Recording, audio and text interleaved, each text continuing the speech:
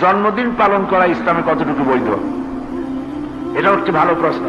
এখন তো শুধু জন্মদিন না, বার্থডে, ম্যারিজ ডে, মরণ ডে, তারপরে খাতনা ডে, এই যত রকমের দিবস আছে সব এখন পালন করা শুরু হয়েছে।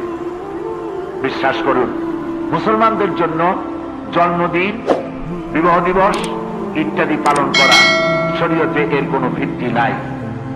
আপনাদেরকে একথা স্পষ্টভাবে জানতে হবে।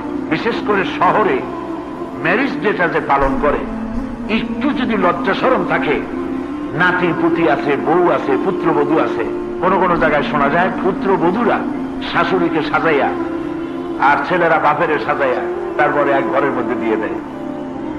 ইন্না লিল্লাহ পড়বেন না লা হাওলা পড়বেন? একটু শরম টরম তো থাকা উচিত। এই জন্য ম্যারিজ ডে এগুলি খ্রিস্টানদের থেকে এসেছে, হিন্দুদের থেকে এসেছে। জন্মদিন পালন করা কি হইল? একটা কেক আনলো, আর যে কয় বছর বয়স সেই কয় বছরের কয়টা মোমবাতি জ্বালাই, একজনের ছুরি হাতে নিল, হ্যাপি বার্থডে টু ইউ বলে ফু দিয়া মোমবাতি গুলো লিবাই দিল। তাতে হইল কি? এটা কি হইল?